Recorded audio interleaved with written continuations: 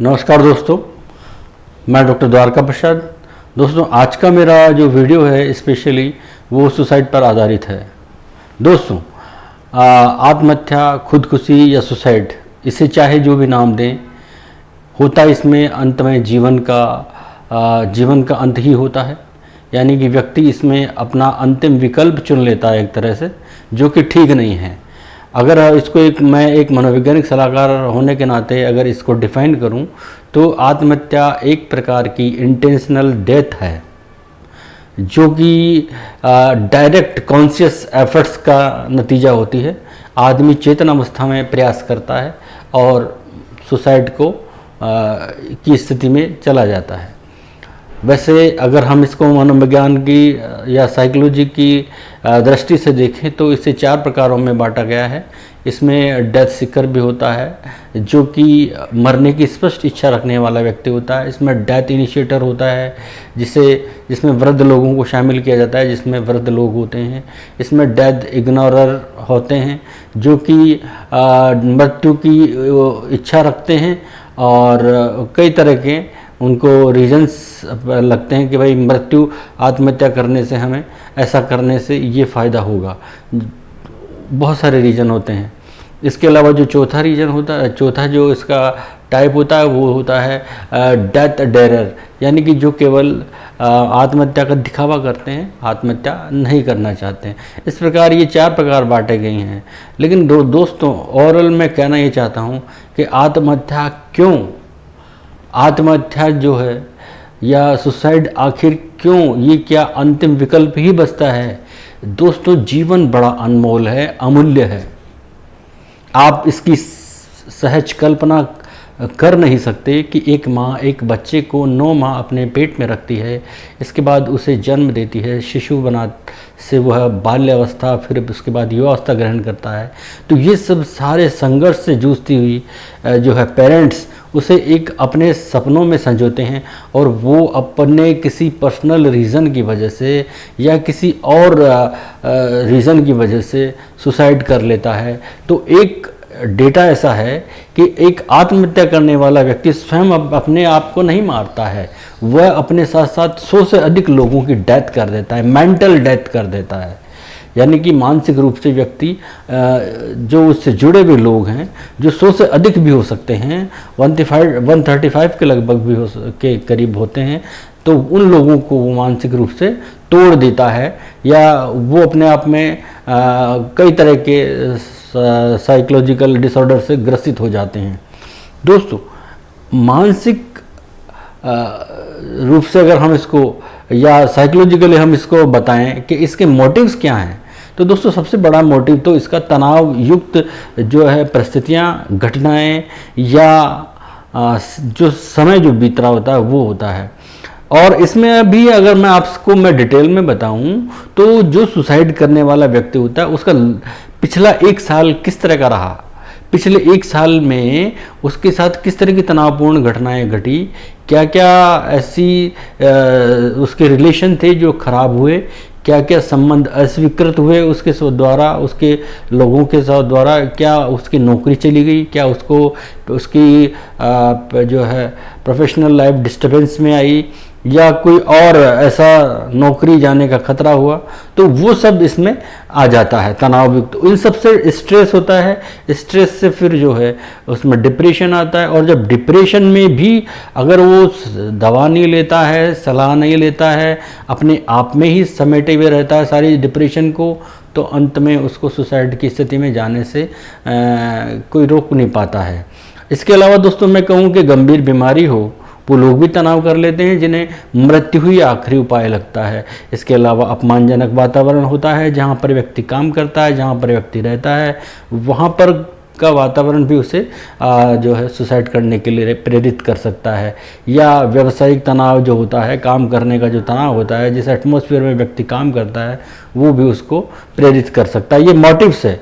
और भूमिका द्वंद्व, यानी कि रोल कॉन्फ्लिक्ट्स, एक व्यक्ति का अपने अलग अलग वातावरण में अलग अलग रोल निभाना पड़ता है, और वो रोल निभाते निभाते कभी कभी व्यक्ति इतने स्ट्रेस में आ जाता है, इतने डिप्रेशन में आ जाता है कि उसको लगता है यार इन सब से बेटर होगा कि मैं मर क्यों न जाऊं, तो सुसाइड भी कर सकता है अगर उसको कोई समय रहते नहीं संभालता है या वो अपने आप को अभिव्यक्त नहीं कर पाता है। इसके अलावा बहुत से रीजन है। अगर हम मानसिक विकृतियों की बात करें तो उसमें मूड डिसऑर्डर आएगा, डिप्रेशन, सिजोफ्रेनिया आएगा और सब्सटेंस रिलेटेड डिसऑर्डर आएंगे। मूड डिसऑर्डर में व्यक्ति जो हेल्पलेस महसूस करता है, होपलेस महसूस करता है और आखिरकार के वो डिप्रेशन में चला जाता है और सुसाइड की स्थिति तक आ जाता है। और सिजोफ्रेनिया में व्यक्ति डिमोरलाइज हो जाता है, अपने आप को हर चीज़ में कमतर महसूस करता जाता है, और जब कमतर महसूस करता जाएगा तो अंत में उसको सुसाइड की स्थिति में आ जाएगा। और सब्सटेंस रिलेटेड जो होते हैं, यानी कि मादक द्रव्य या जो है कुछ और द्रव्य का आदी जब व्यक्ति हो जाता है, जिनके सेवन से व्यक्ति को अपने कॉन्शियस का आइडिया नहीं रहता है या जिनकी वजह से वो अपने डिप्रेशन को कम करना चाहता है, तो एक स्थिति में उसे ये भी ध्यान नहीं रहता कि मुझे मरना मेरे लिए बेटर है या जीना मेरे लिए बेटर है, तो वो इस स्थिति में वो मरने का प्रयास कर सकता है और कई बार वो मर भी जाता है, यानी कि सक्सेस हो जाता है। तो ये स्थितियाँ इसमें रहती हैं। और इसके अलावा एक मॉडलिंग और एक रीज़न बनता है जिसमें व्यक्ति सामने वाले की देखकर, पढ़कर, सुनकर, ये सब जब वो देखता है, चाहे वो सोशल मीडिया में देखे, चाहे वो पेपर में देखें या किसी और भी ऐसी जगह देखें जहाँ वो देखता है, पढ़ता है, सुनता है, तो वो उससे प्रेरित होता है, मोटिव मिल जाता है उसको। तो ये मोटिव उसको एक तरह से जो है उसके लिए सुसाइड का मोटिव का काम करता है। तो ये चीज़ें हमें इनसे बचानी चाहिए। अब अगर हम बात करें प्रिवेंशन की, तो दोस्तों प्रिवेंशन के लिए मैं आपको ये बताऊंगा कि सबसे पहले तो हमारे यहाँ पर हमारे देश में मनोवैज्ञानिकों की कमी है, साइकियाट्रिस्ट की कमी है। तो अगर इनकी कमी पूरी हो जाए तो कोई भी व्यक्ति कहीं पर भी आसानी से अपने आप को दिखा सकता है। तो ये एक कमी जो है अपना रोल प्ले करती है। लेकिन जितने भी लोग हैं वहाँ पर भी अगर लोग टाइम पर पहुँच जाएं, वहाँ पर भी उन लोगों से टाइम पर संपर्क कर लें, तो हो सकता है इस तरह की दुर्घटना से अपने आप को बचाया जा सकता है। तो दोस्तों इसमें एक चीज़ और मैं आपको बताऊं कि आत्महत्या की जो जब आत्महत्या के लिए व्यक्ति तैयार होता है, अपनी तैयारी करता है, तो वो एकदम से नहीं करता है। उसके लिए वो काफ़ी टाइम से विचार कर रहा होता है और फिर जब स्टेप उठाता है इस तरह का, तो वो एकदम से क्षणिक समय में भी जो है बहुत ही एक क्षण भर में भी डिसीजन ले लेता है। तो लेकिन उसके दिमाग में ये प्रक्रिया चलती रहती है क्योंकि वो डिप्रेशन की प्रक्रिया से गुजर रहा होता है और डिप्रेशन में कई बार उसके ऐसा ख्याल आता है। तो मेरा ऐसा मानना है और मेरी ऐसी सलाह है, जिसके घर में भी जो भी मेंबर अचानक कम बोलना शुरू कर देता है, अचानक अपने कमरे में सिमट के रह जाता है या हर किसी से लड़ने लग जाता है, निराशा हो जाती है, हताशा हो जाती है, जिसका काम नौकरी चली जाती है, जिसके संबंध जो है विच्छेद हो जाते हैं या किसी के द्वारा अस्वीकृत कर दिए जाते हैं, या और बहुत से ऐसे रीज़न हैं जिसकी वजह से व्यक्ति की नींद में प्रॉब्लम आती है, चिंता होने लगती है, उसको जो अवसाद हो जाता है या फोबिया टाइप का कोई इफ़ेक्ट आने लगता है, तो उस व्यक्ति का खास ध्यान देने की ज़रूरत है। या वो व्यक्ति अचानक गुस्सा करने लग जाता है, क्रोध करने लग जाता है, तो हमें तुरंत ये ध्यान देना चाहिए कि हमें किसी साइकोलॉजिस्ट से संपर्क कराएं। दोस्तों मेरा सुसाइड पर ये दूसरा वीडियो है और मैं आपको पुनः वही सब चीज़ें बताने का प्रयास कर रहा हूँ। सेलिब्रिटीज़ जो बहुत अच्छे इकोनॉमिक सॉलिड होते हैं, बड़े बड़े ऐसे बिजनेसमैन, बड़े ऐसे अच्छे लोग, वो लोग भी कर रहे हैं। आज ये सुसाइड करना बहुत एक इजी गोइंग जो है एफर्ट लगने लग गया सबको कि जीवन बड़ा जीवन से ज़्यादा आसान उनको मृत्यु लगने लगी, जबकि ऐसा नहीं है।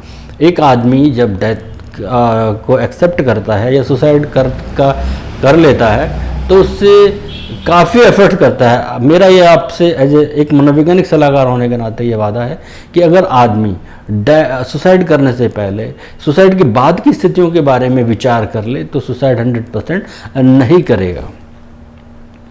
तो ये ध्यान है। दूसरा ये है कि हमारे जितने भी सरकारी एजेंसियां हैं या हमारे NGOs हैं, प्राइवेट संस्थाएं हैं, ये जागरूकता का अभियान चलाएं।